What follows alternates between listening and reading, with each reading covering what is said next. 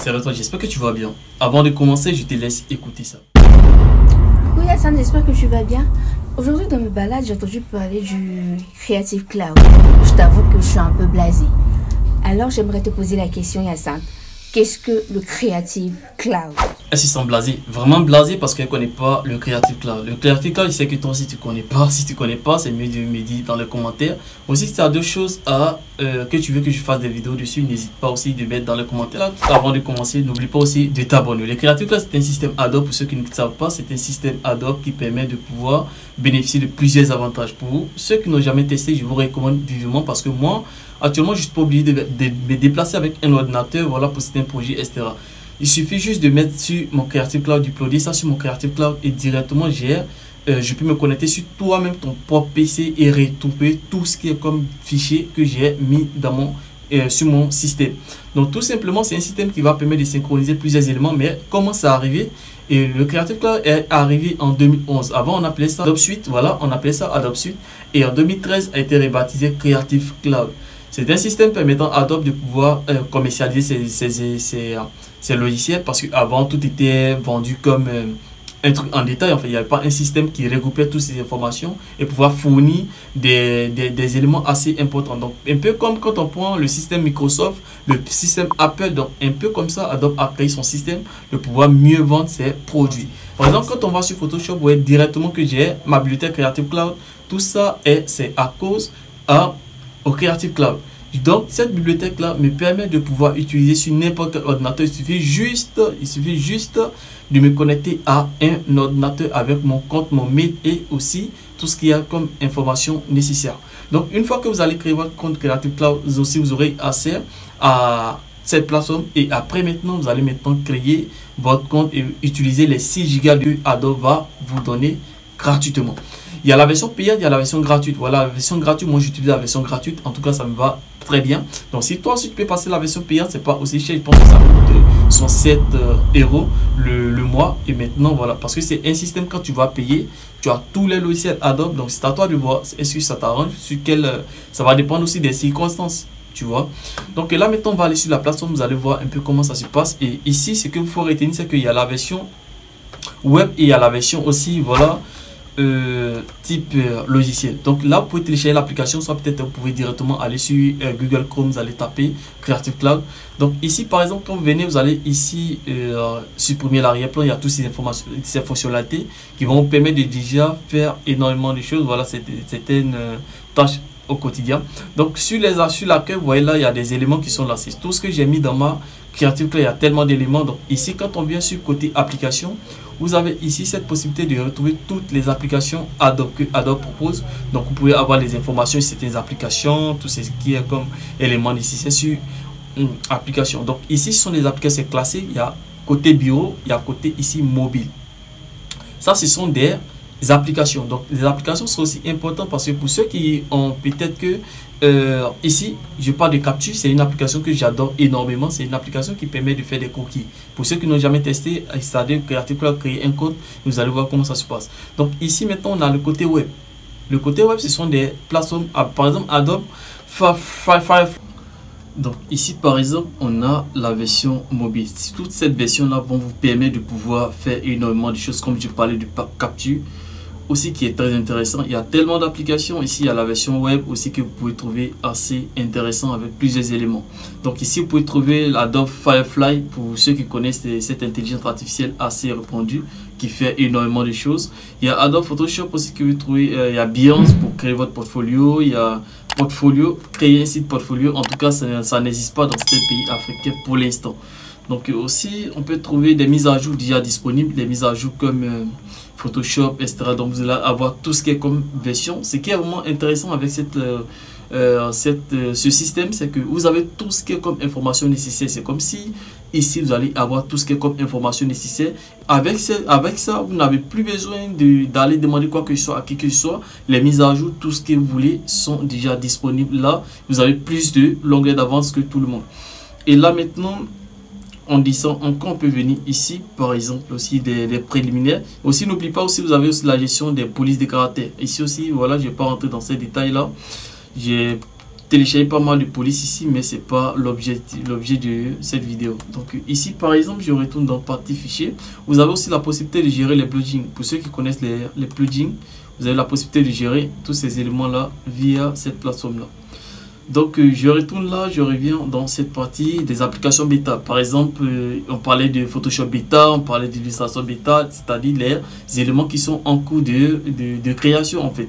Donc ces éléments là, toutes ces applications ne sont pas encore sorties de manière officielle, mais au moins on peut les utiliser, tester, voir voilà réellement ce qui ça donne. Et pour ceux qui ont déjà entendu parler de Photoshop bêta, déjà voilà comment on fait pour télécharger l'application aussi, essayer de tester l'application. Voilà. Donc là, vous avez tout ce qui est comme logiciel qui sont en version bêta.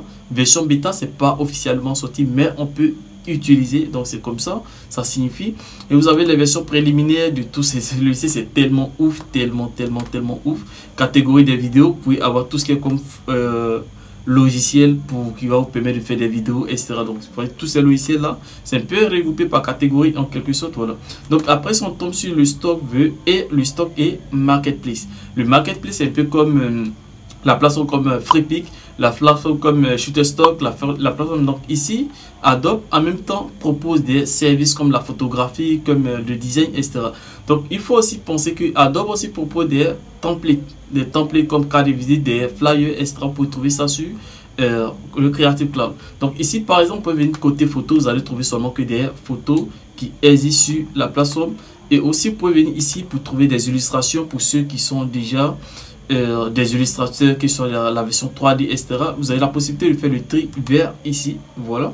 Et vous pouvez venir ici, vous allez trouver des vidéos type vidéo pour faire ce qu'on a l'habitude de trouver avec des pixels tout et tout, donc les pixabay, tout ça. Et ici, vous pouvez venir ici pour les templates. Tout simplement, vous venez dans la barre de recherche, vous tapez le template que vous voulez et vous allez trouver le template pour pouvoir télécharger et ensuite aller travailler. Donc il y a les versions premium par exemple, il y a la version gratuite. La version premium, c'est à vous de voir. Version gratuite, version premium, c'est à vous de voir ce qui vous correspond. Tout compte fait, moi, ce que moi je vous recommande, c'est d'avoir une idée réelle de comment le fonctionnement de cette plateforme. Après maintenant, ici vous avez la bibliothèque. Et cette bibliothèque, je pense que vous allez avoir une idée réelle de comment les choses fonctionnent. Et c'est à vous de voir qu'est-ce qui vous intéresse. Ici, une fois que vous cliquez là, ça va ajouter directement à la bibliothèque. Voilà, vous voyez. Une fois que je clique sur un élément, ça ajoute directement à ma bibliothèque. Mais est-ce que cet élément m'intéresse réellement? Donc là, maintenant, on a les plugins. Pour ceux qui ne connaissent pas les plugins, ce sont les petites applications qui sont créées en fait de pouvoir automatiser certaines choses dans des logiciels. Donc par exemple, moi j'ai téléchargé 3 ou 2 plugins voilà, sur Photoshop qui me permet énormément de faire pas mal de choses. Donc ça, je vais trouver tous les plugins pour gérer mes plugins. Donc là, j'ai pas mal. J'ai téléchargé tous ces plugins pour pouvoir travailler. Donc vous voyez directement sur chaque plugin ici, on dit que c'est compatible avec Photoshop simplement. Photoshop Illustrator, Premiere Pro, Photoshop InDesign AI. Donc c'est tellement intéressant d'avoir une idée réelle de cette plateforme et voir réellement ce que ça peut vous apporter. Donc après ça, maintenant voilà la partie peut-être qui va, ça c'est pour rendre les images tout. Et là c'est l'espace Creative Cloud. Donc là on a synchronisé ça. J'ai 6 Go de RAM, j'ai seulement utilisé que 2,8 Go. Avant c'était 3 Go de RAM, actuellement on est passé à 6 Go de RAM. Je pense que peut-être bientôt la version gratuite aura peut-être 20 Go de RAM. En tout cas, on espère ça. Donc si peut-être vous voulez augmenter, vous cliquez là pour aller augmenter. En ce qui concerne l'abonnement, je crois que ça coûte à 67 $ le mois. Aussi vous avez la possibilité de payer les logiciels individuellement, soit peut-être payer l'abonnement Creative Cloud pour avoir tout ce qui est comme éléments nécessaires qui sont dans le Creative Cloud. Donc c'est à vous de voir en termes d'abonnement, ça je ne vais pas rentrer dans ce détail. Donc moi je suis là pour vous présenter un peu l'avantage lié à cette plateforme et vous dire comment vous aussi pouvez l'utiliser pour que voilà, vous essayez d'améliorer certains côtés sur votre créativité. Donc un peu ça c'est mon compte. Donc par exemple quand je viens dans fichier, vous allez vous rendre compte que ici c'est un fichier Illustrator, Photoshop. Et vous allez voir que tout ça sont des fichiers Photoshop que j'ai uploadé dans ma bibliothèque. Ça, ce sont les éléments supprimés. Ça, c'est ma bibliothèque. Vous allez voir tout ce qui se trouve à l'intérieur. Donc tous ces éléments là sont dans ma bibliothèque. Vous pouvez sauvegarder les éléments, ajouter et aussi partager les éléments avec d'autres personnes. Donc aussi n'oubliez pas, vous avez aussi la possibilité de partager des fichiers avec d'autres personnes si vous souhaitez en fait. Donc là c'est à vous de voir comment ça va.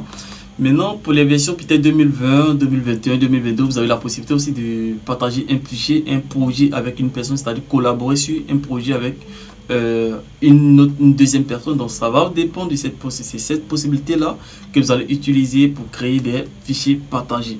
Mais aussi dans vos bibliothèques, vous avez la possibilité d'ajouter une personne dans votre bibliothèque. Donc un peu ça, c'est tout ce que je voulais dire sur le Creative Cloud. En tout cas c'est un système assez important, assez important.